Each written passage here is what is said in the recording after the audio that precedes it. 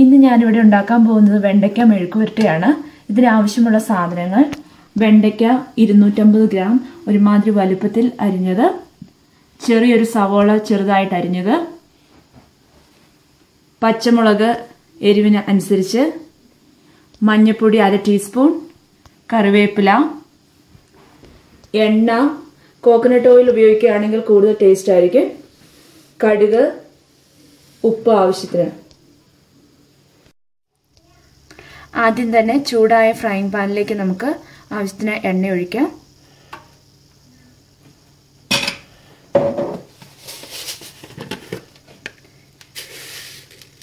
എണ്ണ ചൂടായി കഴിയുമ്പോൾ അതിലേക്ക് കടുകിട്ട് നമുക്ക് പൊട്ടിക്കാം.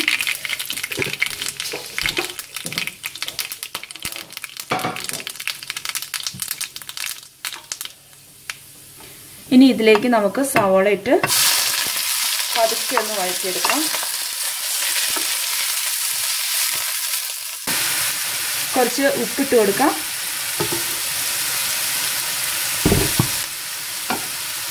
ഇനി ഇതിലേക്ക് പച്ചമുളകും കൂടി ഇടാം.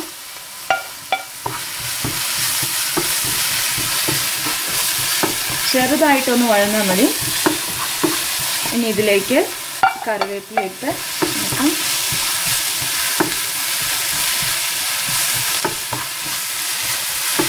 ചെറുതായിട്ട് വഴന്നിട്ടുണ്ട്. ഇതിലേക്ക് മഞ്ഞൾപ്പൊടി ഇടാം.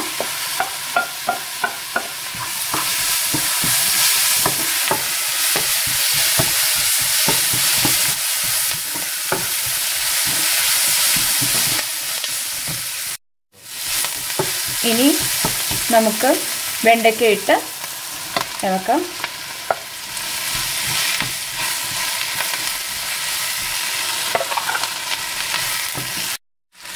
നന്നായിട്ടൊന്ന് ഇളക്കി കൂട്ടിയിട്ട് നമുക്ക് ചെറുതീയിലിട്ടൊന്ന് അടച്ചു വെക്കാം കുറച്ച് നേരം.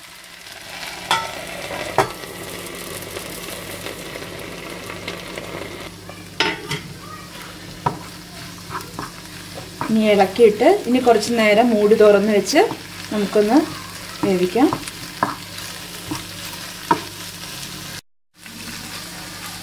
ഇപ്പം വെണ്ടയ്ക്ക് വെന്തിട്ടുണ്ട്. മെഴുക്കുവരട്ടി തയ്യാറായിട്ടുണ്ട്. ഇത് വെന്ത് കഴിയുമ്പോൾ ഇതിൻ്റെ ആ നൂല് പോലത്തുള്ള പശുപശുപ്പ് മാറും.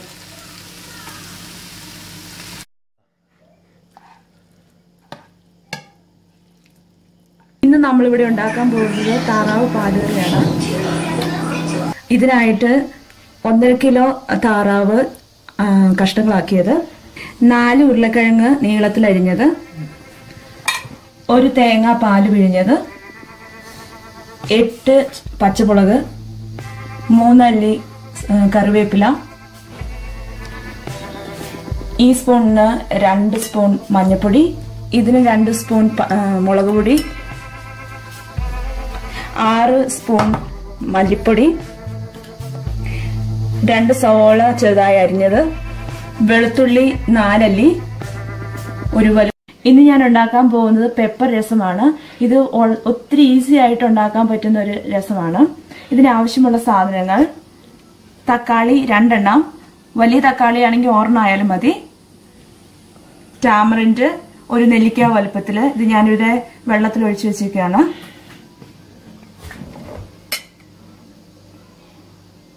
ഉഴുന്ന് 1/4 ടീസ്പൂൺ, കടുക് 1/2 ടീസ്പൂൺ, വറ്റൽമുളക് 5-6 എണ്ണം, കറിവേപ്പില, 2 വെളുത്തുള്ളി ക്രഷ് ചെയ്തത്, 1 table spoon pepper powder, 3/4 table spoon ജീരകം, എണ്ണ ആവശ്യത്തിന്, കായവും മഞ്ഞൾപ്പൊടിയും ഓരോ പിഞ്ച്, ഉപ്പ് ആവശ്യത്തിന്. ആദ്യം തന്നെ തക്കാളി എടുത്ത് ചൂടുവെള്ളത്തിലിട്ട് ബോയിൽ ചെയ്യുക. ഇത് സ്കിന്ന് പെട്ടെന്ന് പൊളിഞ്ഞു കിട്ടുന്നതിന് വേണ്ടിയാണ്. ഒരു 3 മിനിറ്റ് വെച്ചാൽ മതിയാവും.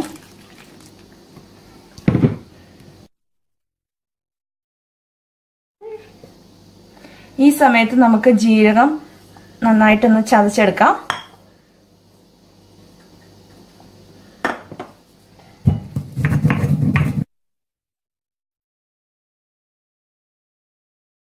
ഇപ്പോൾ തക്കാളി ഏകദേശം ആയിട്ടുണ്ട്. ഇനി ഇത് ആറാൻ വേണ്ടി വെക്കുക.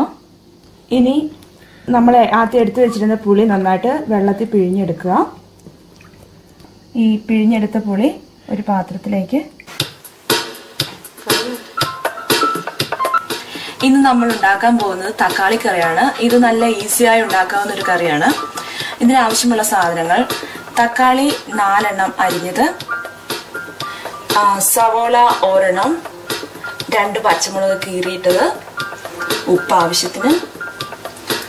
ഇനി അരയ്ക്കാൻ വേണ്ട സാധനങ്ങൾ: തേങ്ങ, 1 നുള്ളി ജീരകം ഒത്തിരി ആകരുത്, മഞ്ഞൾപ്പൊടി 1/2 ടീസ്പൂൺ.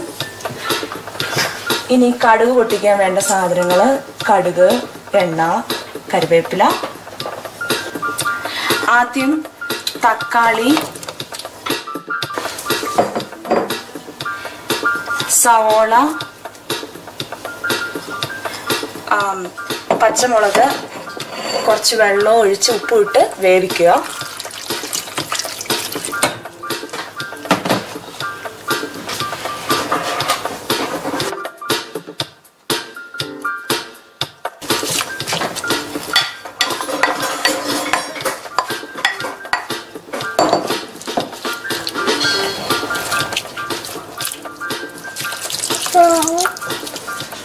ആവശ്യത്തിന് വെള്ളം ഒഴിച്ച് ഉപ്പിടുക.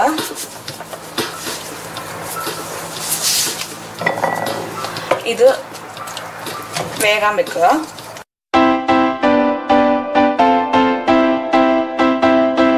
ഇന്ന് ഞാൻ ഉണ്ടാക്കാൻ പോകുന്നത് മാങ്ങാക്കറിയാണ്.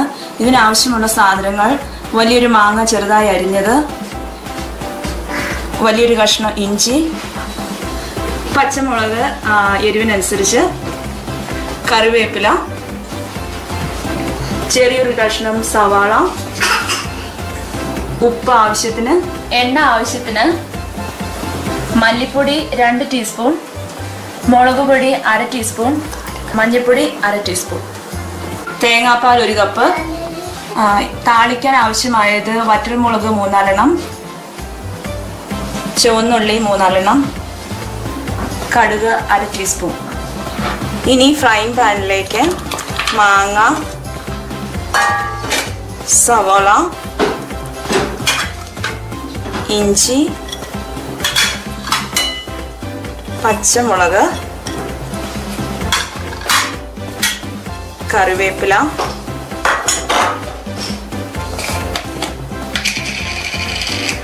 മഞ്ഞൾപ്പൊടി 1/2 ടീസ്പൂൺ, മുളക് പൊടി 1/2 ടീസ്പൂൺ,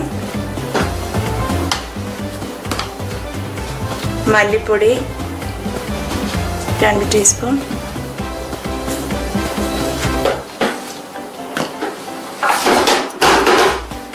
ഉപ്പ് ആവശ്യത്തിന്,